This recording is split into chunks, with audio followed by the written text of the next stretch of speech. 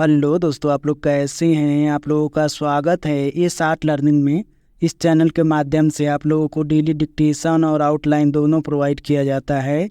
यदि इसका पीडीएफ चाहिए तो हमारे टेलीग्राम चैनल से जुड़ सकते हैं, वहां से आउटलाइन का पीडीएफ ले सकते हैं।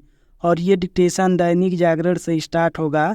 40 वर्ड प्रति मिनट स्टार्ट होगा 5 सेकेंड बाद। तब तक के लिए आप लोग रेडी रहें। स्टार्ट। स्वतंत्रता दिवस पर लगातार 11वीं बार लाल किले से देश को संबोधित करते हुए प्रधानमंत्री नरेंद्र मोदी ने जिस तरह विस्तार से अपने अब तक के शासनकाल की उपलब्धियों को रेखांकित करने के साथ विकसित भारत के लक्ष्य को सामने रखा, उससे यही स्पष्ट हुआ कि वह अपने उस एजेंडे को पूरा करने के लिए प्रतिबद्ध हैं, जिसका उल्लेख पहले भी कई बार कर चुके हैं। लाल किले की प्राचीर से प्रधानमंत्री के अब तक के सबसे लंबे संबोधन से यह भी साफ होता है कि अपने तीसरे कार्यकाल में गठबंधन सरकार का नेतृत्व करने के बाद भी वह अपने लक्ष्य से डिगे नहीं हैं। इसका पता इससे चलता है कि उन्होंने करीब करीब हर उस विषय पर अपने विचार व्यक्त किए जो देश के समक्ष उपस्थित हैं।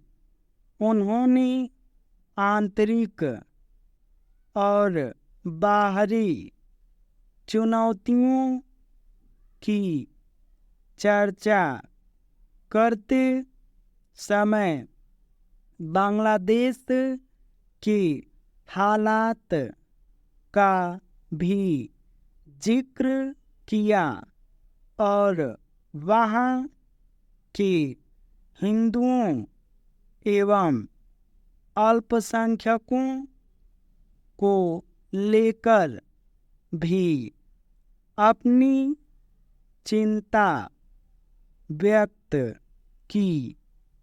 ऐसा करना समय की मांग थी।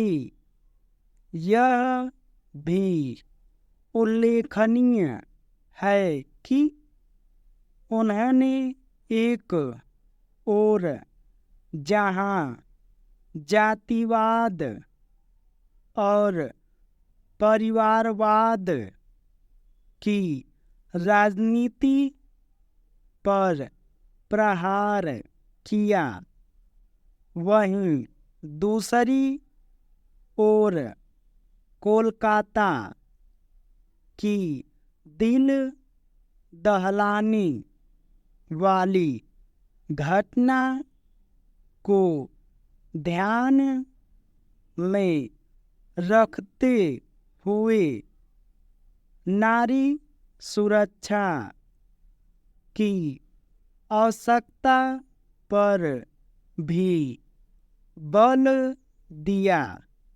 उन्होंने यह कहकर देश की राजनीति में व्यापक परिवर्तन लाने की भी पहल की कि आने वाले समय में 1 लाख ऐसे युवाओं को अपनी पसंद के राजनीतिक दलों में सक्रिय होना चाहिए, जिनके परिवार के लोग पहले कभी राजनीति में न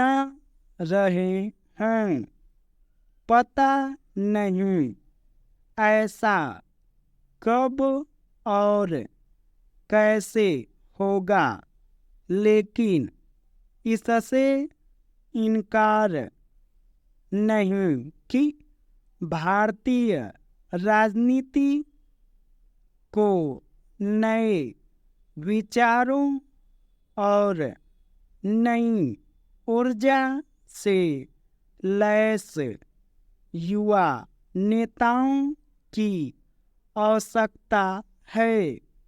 प्रधानमंत्री ने लाल किले से अपने संबोधन के माध्यम से देश की भावी राजनीति के एजेंडे को स्थापित करने का काम किया। एक तो उन्होंने भ्रष्टाचार से दृढ़ता से लड़ने का संकल्प लिया और दूसरे यह साफ किया कि देश को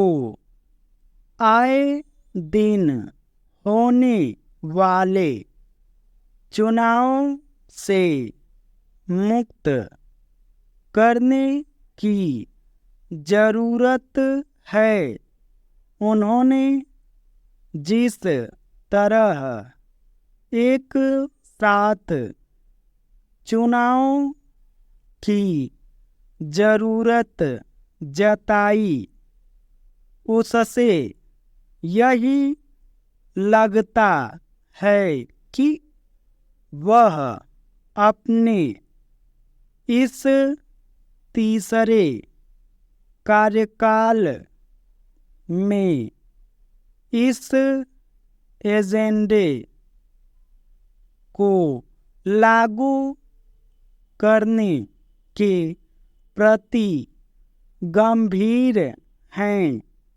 यह स्वागत योग्य है कि उन्होंने ऐसी ही गंभीरता समान नागरिक संहिता को लेकर भी दिखाई।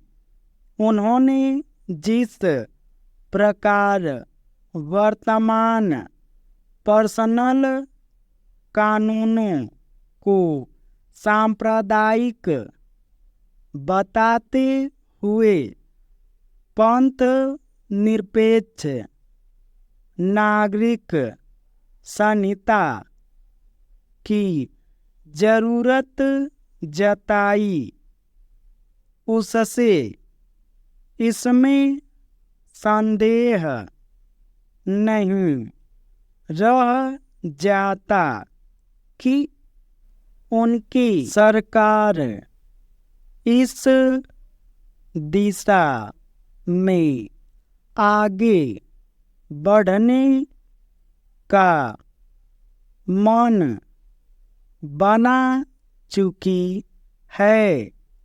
यह सही भी है।